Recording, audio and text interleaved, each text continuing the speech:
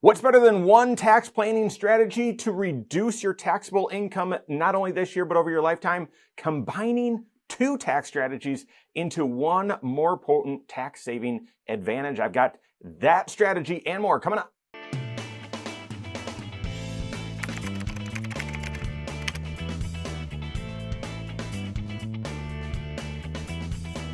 My name is Mike Bernard. I'm the host of the Wise Money Show. I'm also one of the certified financial planners right here at Korhorn Financial Group. Make sure you hit that subscribe button, turn on notifications, and smash that thumbs up button. Are you going to itemize your taxes this year? I actually think we're going to see a significant number of more people itemize their taxes this year, of course, because of the state and local tax cap increase. That threshold has been raised from a $10,000 cap to a $40,000 cap as long as your adjusted gross income is below certain levels. That's for this year and the next 3 after, so 4 years in a row.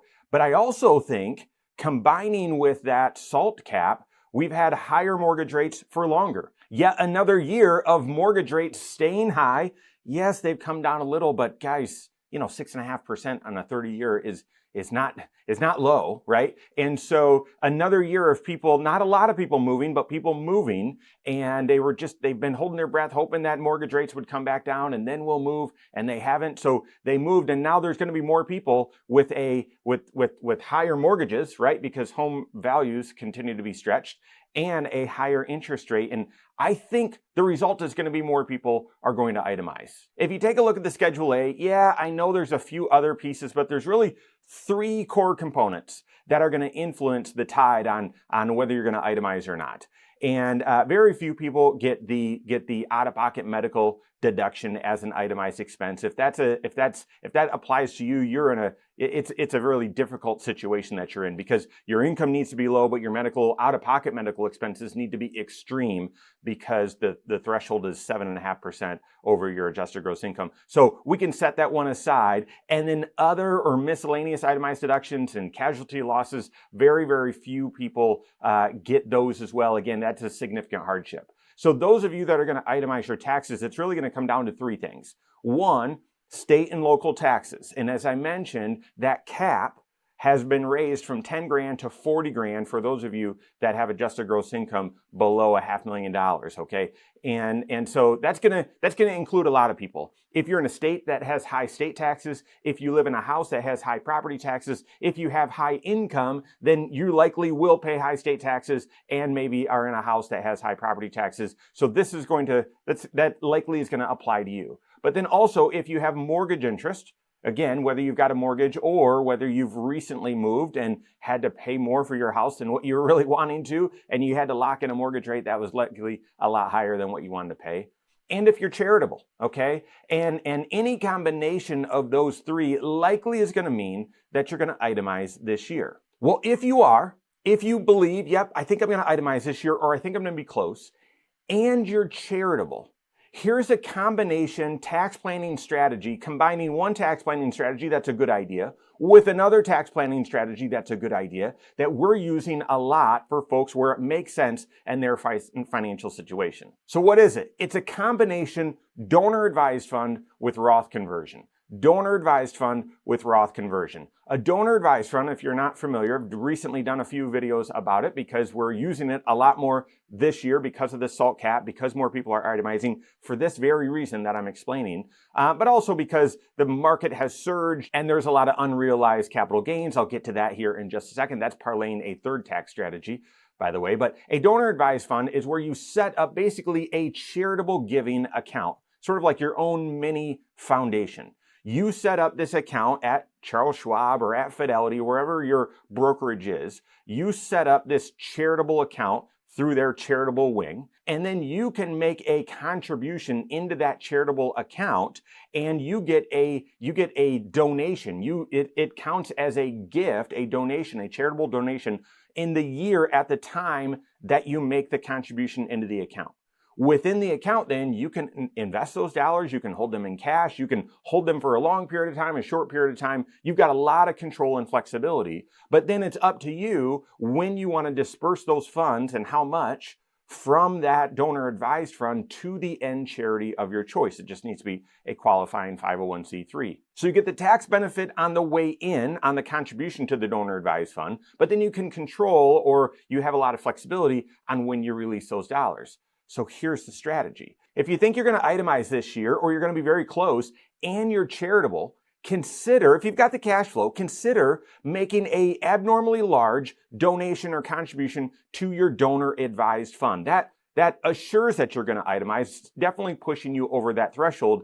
And then make a Roth conversion. Do a Roth conversion up to the amount that you did your donor advised fund contribution. So say, for example, if you believe, because of the SALT cap and because of, the other charitable donations that I have, I'm going to itemize this year and it's going to be around $45,000. Okay, great. And you do the math, you do your tax projection, and that puts you into the, let's say, 24% tax bracket, something like that. You project out and you say, I'm going to be in the 22 or 24% tax bracket for a long time. I still have a long time for these dollars to grow. I would love to get more dollars into my Roth side.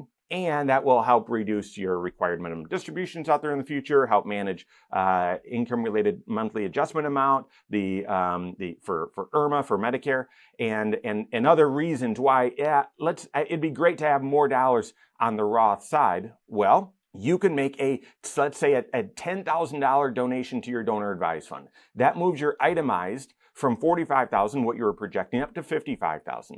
And then at the same time, you can do a Roth conversion of 10 grand. I know we're talking small dollars here, just an example. You can do a Roth conversion for 10 grand that essentially neutralizes the federal tax. If you pay state tax, it will be state taxable because the itemized only helps you on your federal, but you would be able to offset or neutralize the 24% tax bracket in this example on that $10,000 Roth conversion.